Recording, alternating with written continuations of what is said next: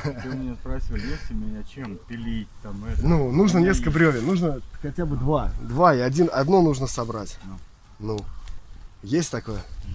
Здравствуйте, дорогие друзья, мы сегодня приехали к Владимиру Анатольевичу, чтобы показать вам, как сделать супер костры. И Владимир Анатольевич генеральный спонсор сегодняшнего нашего показа, потому что у него есть инструменты и все остальное.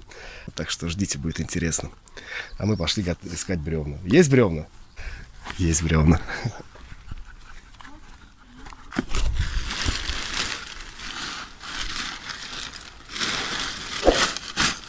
Нет, это дуб.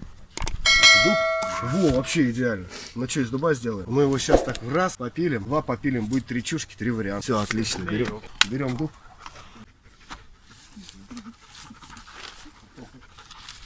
Надо пусто еще.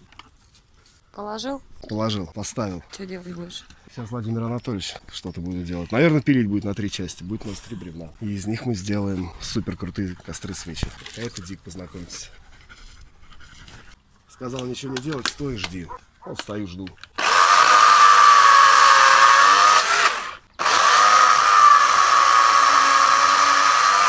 Нет, он не доверил мне пилить, представляете? Нужно распилить ее. Вот так, вот так, вот так. А? Нет, распилить. И распилить на 3 четверти. Вот, то есть нужно взять, пропилить такие звуки до сюда. И крест-накрест. Ну, хотя бы крест-накрест, но лучше еще. Все сделать. Это будет первая версия, такая более крутая.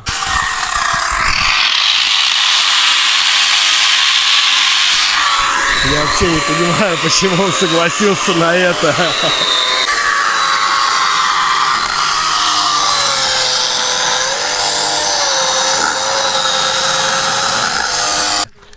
Смотри, это идеально было сделано. Смотри, а? Прям вот ты лесоруб. Прирожденный. Вот такие с собой можно сразу заготовленные в походик брать. И очень удобно пользоваться ими. Сейчас мы вот эту версию доделаем. Еще 2 и посмотрим, какой из них лучше.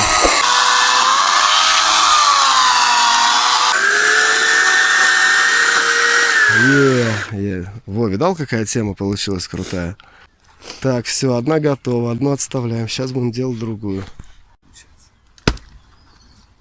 Наурицкого раскалывает хорошо. О, замечательно. Что-то пошло не так. Я в тебя верю, ты у Я меня с другой умничка. стороны сейчас его расскажу.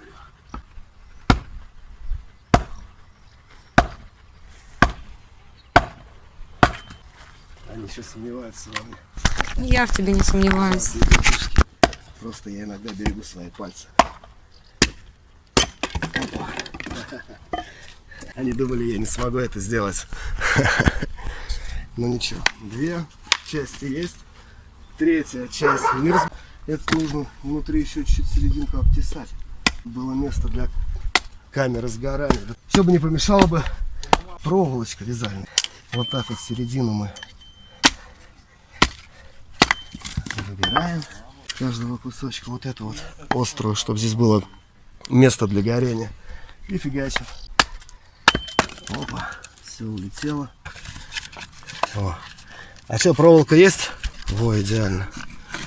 Все, теперь нам нужно вот это связать. Ну, получается, типа того же самого, что вот на этой конструкции. Или, но более бюджетный вариант, если у вас нет пилы. Ну и плюс такой можно замутить сразу в лесу. Если у вас есть чем расколоть бревен. Даже если нету бревен, то можно несколько бревен вот так вот связать и внутри поджечь тоже.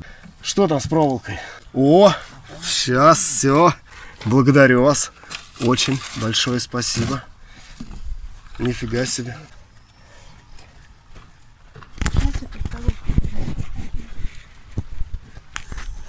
Вот я оторвал кусочек. Я же дитя 90-х, я помню, как проволоку ломать. Так. Эх, хорошо, когда тебе кто-нибудь помогает, конечно. Но ты же один в лесу, выживание. И ты скручиваешь бревна проволокой один. Будет она стоять вот так. Ну, не получилось у меня с первого раза. Нормально бревно рассечь. Раз у нас готово. И 2 у нас готово. Владимир Анатольевич, теперь нужен 3-й вариант костра свечи, для которого нам понадобится шуруповерт и перышко, чтобы просверлить дырочку в поленушке. И потом мы уже непосредственно перейдем к испытанию наших костров, произведенных сегодня. Все для вас, дорогие зрители. Все для вас. Так что, вот, не дай бог, окажитесь вы в какой-нибудь ситуации, будете знать, как вот сделать костер, который будет греть долго, на котором можно еду приготовить, вот здесь сверху поставить. Вот. Ну и вообще, как свет. Можно маленьких сделать и ходить вот так вот с ним по лесу. Но вообще не рекомендую ходить по лесу ночью. Все, переходим к следующему варианту. Еще третий вариант свечи. Короче говоря, третий вариант свечи. Для этого нам нужно просверлить дырку сверху бревна. Это тоже такую свечу хорошо заранее подготовить. И потом вот здесь встретиться с этим вот отверстием. И внутри потом все это запалить. Делать все это лучше вот таким вот перышком, который нам предоставил Владимир Анатольевич вместе с шуруповертом, вместе с бревном. Так что вот, поехали, будем пробовать.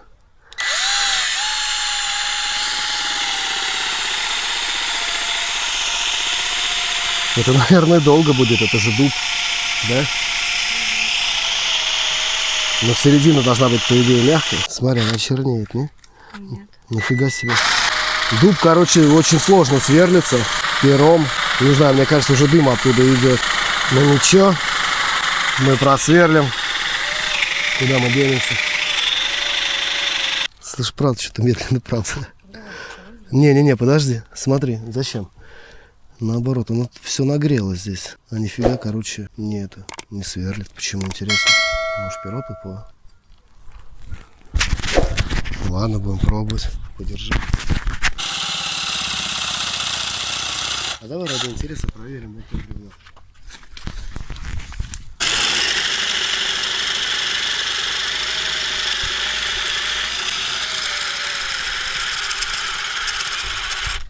Подожди, нет, не сел, просто переключился.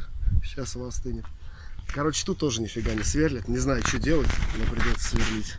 Владимир Анатольевич придет, что-нибудь подскажет, я думаю, он же не бросит меня в такой сложной ситуации жизненной. Ну это я прям давлю. Я прям давлю, мне смотри, опа, давлю. Это так долго буду сверлить. Это люто, это вообще, мы прошли на сантиметр. Вообще, смотри. Проще вот такую тогда сделать. Ну, кору, конечно, быстро сняло.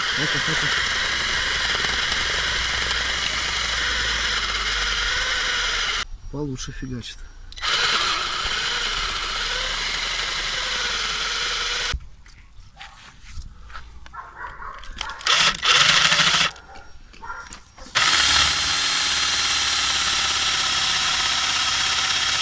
Я вообще думаю, что нужно шуруповерту отдохнуть. Да перышко уже нархана. Он нардал самый древний, сказать, пускай ушатывает. Ну, Владимир Анатольевич сегодня снабжает инструментом всем, поэтому мы вот делаем для вас контент.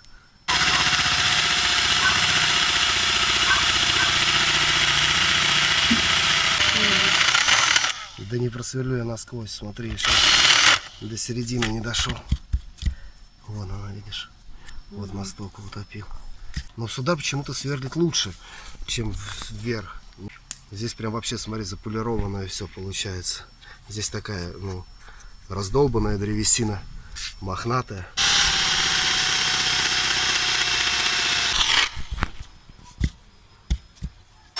Мастер, у нас проблема. Не сверлит перо, бревно. Вот так просверлил, а сверху, не, он, видишь, как полирует и все. Что делать, скажи, Сансет? Пойдем, я кое-что покажу. Пошли. Секретная лаборатория. А тут вообще обуто можно ходить? Смотри, у него есть ковры. Да. Можно здесь ходить обуто? Да. Класс. Смотри, аккуратно провода торчат. А то это... Оно и побольше, и поновее видно, что блестит. А до этого такое ржавенькое было. Карьерный рост у меня прям.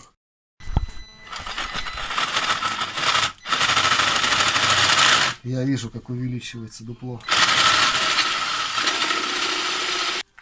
Вообще дуб нормально сверлит пером? Ну, дуб вообще твердый. Все. Все, мы пошли на улицу. Мы будем здесь мусорить. Спасибо большое, Андрей. Виктор, разреши, пожалуйста.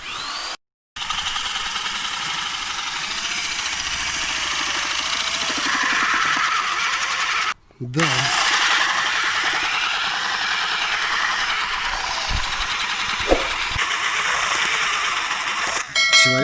Человеку гораздо проще бензопилой или обычной пилой вот такой вот напилить. А если нет бензопилы, то сделать вот такую вот из чушек. Или расколоть бревно и связать проволокой, вот как на втором варианте. Или вот как на первом, чтобы взять с собой уже готовую. А это вообще не вариант, тем более из дуба. Что-то никак у нас не идет сверление, но мы будем пробовать все равно. Ты хочешь сама попробовать? Да. Давай.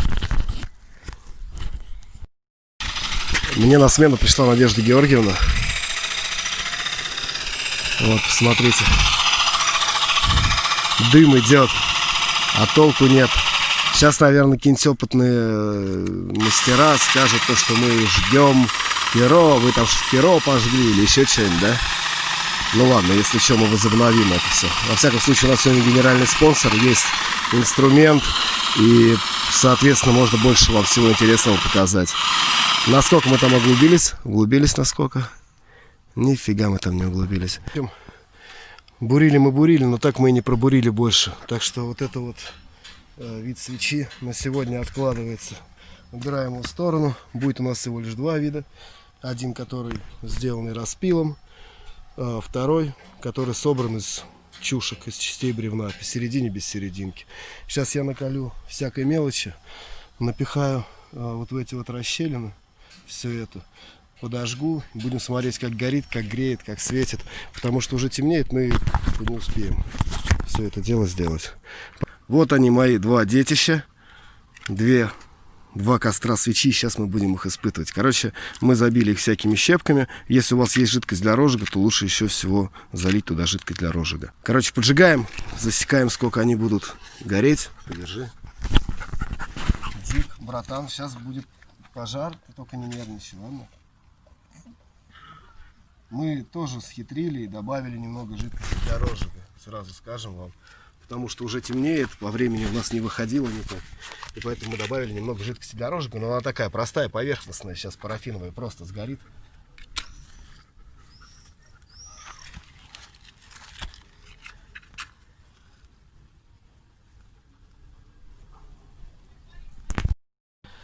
В общем, прошло уже около 2 часов. Что мы видим? Наш первый костер упал, который сделан из частей и смотан был проволокой. И поставить его сейчас вообще что-то нереально. Но он так вот лежа тоже друг на друга хорошо горит. Я видел такие костры, тоже делаются из 3 бревен. Если вдруг позволит возможность, то мы обязательно про такой же снимем. Короче, все, он упал, рассыпался. А вот этот, в отличие от него, горит вообще отлично. Смотри, как клево. Он внутри прогорает. Вот он внутри прогорает. На него даже сверху можно что-нибудь поставить, чтобы там, короче, скипятить или сварить что-нибудь, или приготовить поесть наверху. Вот прямо на эту площадочку. Вот. А это наш самый первый вариант, который у нас не сработал. Который мы не смогли просверлить дырку. Вот мы старались, но не смогли. И он у нас ушел в утиль. В итоге, к чему мы приходим? О, что еще хотел сказать. Ее можно еще взять, вот так вот эту свечу, и вот так вот с ней ходить и светить. Если вы где-нибудь в лесу в темноте. Можно по краям лагеря поставить, так границы обозначить. Долго она будет гореть. Но уже вот если часа 2 она горит, дольше она будет гореть. Если хотите, чтобы быстрее горело, делайте больше вот этих вот секций. Будет тогда гореть быстрее. Но жара дает хорошо. Фигово то, что мы взяли дуб. Дуб дымит жутко. Вот, попробуйте какие-нибудь другие деревья. Ну, хотя в экстренных ситуациях и дуб пойдет. Вот такой сегодня мы вам видеоролик сняли, познавательный, из серии выживания. По-моему, очень крутой, поэтому ставьте лайки, пишите комментарии, подписывайтесь на канал. Что мы хотим сказать вам по поводу 2 видов этих костров. Вот этот вот, который мы делали распилы, который делал нам любезно Владимир Анатольевич, он уже видно, как прогорел внутри и складывается. Вот он, опа. То есть посерединке сгорели, они складываются. Тот, который мы собрали из нескольких чурок, связали проволокой, но он у нас упал уже давно, и вот, собственно, поставить его невозможно было.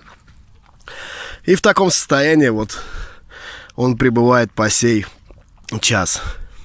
Прошло, наверное, уже часа 3, даже больше. Вот эта вот свеча уже догорает, но еще будет тлеть. Оп. Я ее взял, и сразу вот они попадали, все эти кусочки. Можно ее раздуть. И получается такая гора пепла. Нет, это, наверное, фиговая идея, да? Но если сделать из большого бревна, то будет гореть гораздо дольше. Надеюсь, мы вам помогли. И окажись вы в лесу в позднее время без огня, но вот с такой вот штукой, будете защищены, согреты и всегда сможете приготовить еду. Теперь это уже точно всем пока.